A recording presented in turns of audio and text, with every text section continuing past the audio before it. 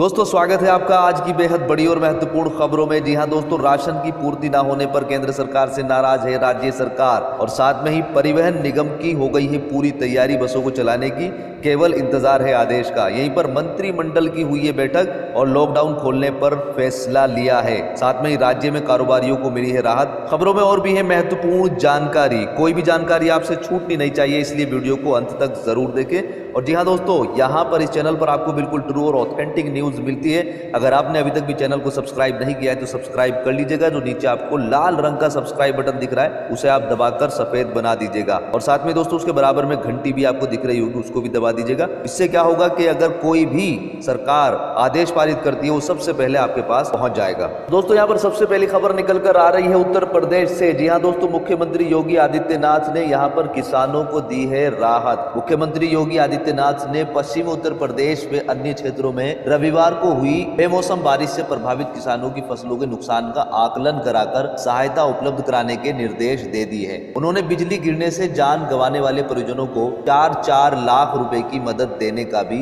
ऐलान किया है। प्रदेश के कई क्षेत्रों में रविवार को बारिश हुई है। मुख्यमंत्री ने जिलाधिकारियों को निर्देशित किया है कि कृषि विभाग के साथ मिलकर फसलों के नुकसान का आकलन किया जाए और किसानों को तत्काल सहायता उपलब्ध कराई जाए और साथ में ही बिजली गिरने के कारण जनहानि की घटनाओं के बारे में पीड़ितों को आर्थिक सहायता उपलब्ध कराने के भी तत्काल निर्देश दिए गए हैं। यहीं पर दोस्तों, कोरोना संक्रमण की तेजी से प्रसार को रोकने के लिए लागू किए गए लॉकडाउन को 1 महीना पूरा हो गया है। ये समय आम जनता के लिए तो संयम का था ही, सरकार के लिए भी बहुत कठिन था, ये योगी आदित्यनाथ जी कह रहे हैं। प्रदेश की योगी सरकार ने इस दौरान संक्रमण के विस्तार को काफी हद तक रोका जरूर है, पर चुनौती अभी भी बरकरार है। हालांकि अर्थव्यवस्था की नाजुक स्थिति को देखते हुए प्रदेश सरकार ने औद्योगिक इकाइयों के संचालन को शर्तों के साथ प्रारंभ करने की अनुमति दे दी है। वहीं चौकन्ना रहने के भी आदेश दिए गए हैं।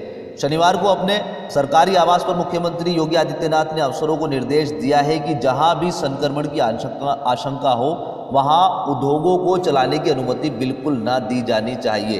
प्रदेश में कोरोना के मरीजों की संख्या अब तक 1820 पहुंच गई है, जिसमें से करीब 27 लोगों की मौत हो चुकी है। यहीं पर दोस्तों अगली खबर निकल कर आ रही है उत्तराखंड से। जी हाँ दोस्तों, उत्तराखंड सरकार ने लॉकडाउन में जो राहत दी थी उसको वापस ले लिया है। जी हाँ दोस्तों, उत्तराखंड सरकार ने प्रदेश के सुरक्षित 9 जिलों में दी गई राहत वापस ले ली है। अब प्रदेश में पर्वतीय और शहरी क्षेत्रों में पूर्व की भांति सुबह 7 बजे से दोपहर 1 बजे तक की दुकानें खुली रहेंगी। रविवार को मुख्यमंत्री त्रिवेंद्र सिंह रावत की अध्यक्षता में हुई अधिकारियों की बैठक में यह निर्णय लिया गया है। अब प्रदेश में केंद्र सरकार की ओर से जारी दिशा निर्देशों के अनुसार ही दुकानों को खोलने की अनुमति दी जाएगी। मुख्यमंत्री त्रिवेंद्र सिंह रावत ने रविवार को अधिकारियों के साथ बैठक पर प्रदेश में कोरोना संक्रमण की स्थिति की समीक्षा की। शनिवार को सरकार ने कोरोना मुक्त जिलों में राहत देते हुए दुकानों को सुबह 7 बजे से 6 बजे खोलने की अनुमति दे दी थी, जिसको अब वापस ले लिया है। यहीं पर दोस्तों अगली खबर निकल कर आ रही है पंजाब से। पंजाब में लॉकडाउन में ढील देने का फैसला 30 अप्रैल को बुलाई राज्य मंत्रिमंडल की बैठक में लिया जाएगा। इसके साथ ही केंद्रीय गृह मंत्रालय द्वारा पूरे देश में लॉकडाउन खोलने को लेकर शनिवार को जारी किए गए आदेशों पर भी मंत्रिमंडल की बैठक में ही फैसला लिया जाएगा। तब तक पंजाब में गृह मंत्रालय के आदेश का लागू नहीं हो पाएंगे। मंत्रिमंडल की बैठक से पहले 29 अप्रैल को मुख्यमंत्री कैप्टन अमरिंदर सिंह सभी विधायकों के साथ वीडियो कॉन्फ्रेंसिंग करेंगे। ये जानकारी मुख्यमंत्री के मीडिया सलाहकार रवीन ठुकराल ने ट्वीट करके दी है। इस बीच पंजाब को लॉकडाउन से बाहर निकालने की रणनीति बनाने के लिए गठित 20 सदस्यीय कमेटी ने शनिवार को मुख्यमंत्री के साथ विभिन्न मुद्दों पर विचार विमर्श किया है, लेकिन अपनी रिपोर्ट 3 दिन बाद सौंपने की बात कही है। दोस्तों यहाँ पर अगली खबर निकल कर आ रही है चेन्नई से। यहाँ पर बढ़ते लॉकडाउन के बाद जब भूख की पीड़ा बढ़ी तो कन्याकुमारी के 4 युवकों का सफर कर्नाटक के बेलगाम से शुरू हो गया। ये 1180 किलोमीटर का सफर है जिन्होंने कर्नाटक से शुरू किया और उनको जाना है कन्याकुमारी। कहते हैं संघर्ष को सफलता मिलती है जब वे सेलम पहुंचे और जिला पुलिस को उनके इस सफर के बारे में पता चला तो उनको पैतृक स्थान पर पहुंचाने की व्यवस्था की गई। कोरोना संक्रमण की वजह से देश भर में 3 मई तक लॉकडाउन है। कई राज्य दूसरे राज्यों के मजदूर और कर्मचारी वहां पर फंसे हुए हैं, उनको निकालने का काम कर रही है। वे किसी तरह भी कोई भी जद्दोजहद करके अपने घर पर जाना चाहते हैं। यहाँ पर कुछ लोगों का कहना है कि वे काम की वजह से दूसरे राज्य में आए थे, अब जब काम ही नहीं है तो हम इस राज्य में रहकर अभी क्या करें, हमें अपने घर पर भेज दिया जाए। साथ में ही उनका कहना है कि हम यहाँ पर भी रह के ठीक रह सकते हैं, खुश रह सकते हैं, लेकिन यहाँ पर रहकर हमें राशन की व्यवस्था नहीं है, हमारे पास पैसे नहीं है।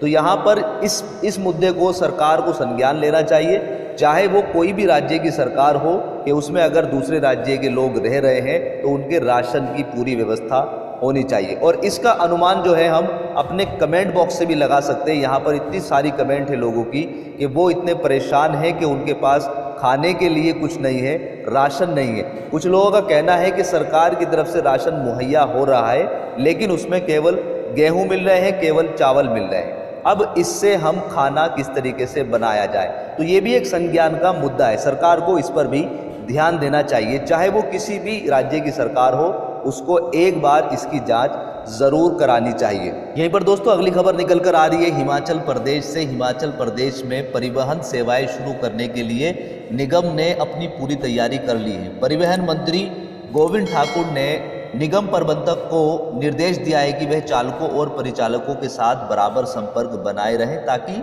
लॉकडाउन बहाल होने की स्थिति में बसों की आवाजाही शुरू हो सके। कोरोना वायरस के चलते चालक और परिचालक अभी घर में हैं।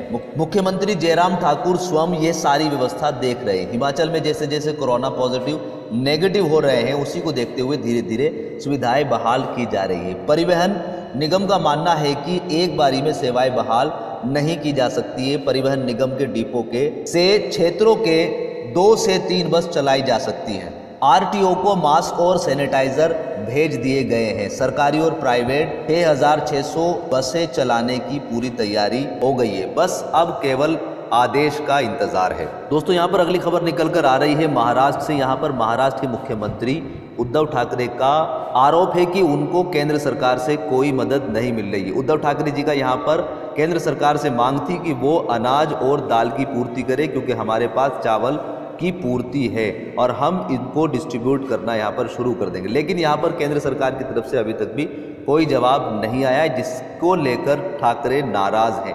पिछले महीने वित्त मंत्री निर्मला सीतारमण ने कोविड-19 महामारी से निपटने के लिए 1.75 लाख करोड़ रुपए के पैकेज की घोषणा की थी और कहा था कि 5 किलो अनाज और 1 किलो दाल 3 महीने तक मुफ्त दी जाएगी। निर्मला सीतारमण ने यह भी कहा था कि देश में किसी भी व्यक्ति को भूखा नहीं रहने देंगे। वित्त मंत्री की बातों की तरफ इशारा करते हुए उद्धव ठाकरे जी ने कहा है कि हमारे पास अभी तक अनाज की पूर्ति नहीं हुई है। इसके साथ ही ठाकरे ने केंद्रीय मंत्री नितिन गडकरी की तारीफ भी की। उन्होंने कहा कि मैं गडकरी जी का धन्यवाद देना चाहूँगा। उन्होंने कहा था कि चुनाव आते जाते रहते हैं, कभी लोग सत्ता में रहते हैं तो कभी बाहर चले जाते हैं, लेकिन अगर हम लोगों को खोते हैं तो वे कभी वापस नहीं आते, इसलिए हमें राजनीति नहीं करनी चाहिए। इसलिए मैं गडकरी जी का धन्यवाद देना चाहूँगा। महाराष्ट्र के मुख्यमंत्री ने कहा है कि हमारा और केंद्र का रिश्ता बहुत अच्छा है, लेकिन कुछ लोग अभी भी राजनीति कर रहे हैं। यहीं पर दोस्तों अगली खबर निकल कर आ रही है दिल्ली से। दिल्ली के मुख्यमंत्री अरविंद केजरीवाल ने वीडियो कॉन्फ्रेंस के जरिए दिल्ली वासियों को संबोधित किया। कोरोना वायरस पर चर्चा करते हुए उन्होंने कहा कि पिछले रविवार को हमने लॉकडाउन जारी रखने पर चर्चा की थी। इसमें किसी तरह की रियायत नहीं दिए जाने का फैसला लिया गया था। मुख्यमंत्री ने कहा कि आज दिल्ली सरकार ने फैसला लिया है कि केंद्र सरकार द्वारा जारी किए गए दिशा निर्देशों के अनुसार दिल्ली में भी जरूरत दुकानों को खोलने की अनुमति दी जाए। मोहल्लों में या सोसाइटी में दुकानें खुल सकती हैं, लेकिन यह छूट कंटेनमेंट जोन की दुकानों में लागू नहीं होगी। फिलहाल कोई भी मार्केट या मॉल नहीं खुलेंगे। तो दोस्तों यह थी आज की कुछ मुख्य खबरें। उम्मीद करता हूं कि आपको वीडियो पसंद आई होगी। वीडियो पसंद आई तो लाइक कीजिएगा, दोस्तों के साथ शेयर कीजिएगा और अभी तक भी अगर चैनल को सब्सक्राइब नहीं किया है तो उसको सब्सक्राइब कर लीजिएगा। और इसी के साथ में अपना ख्याल रखिएगा, सोशल डिस्टेंसिंग रखिएगा और साथ में ही अपने आसपास जो गरीब लोग हैं उनका भी ख्याल रखिएगा। God bless you. Thanks for watching.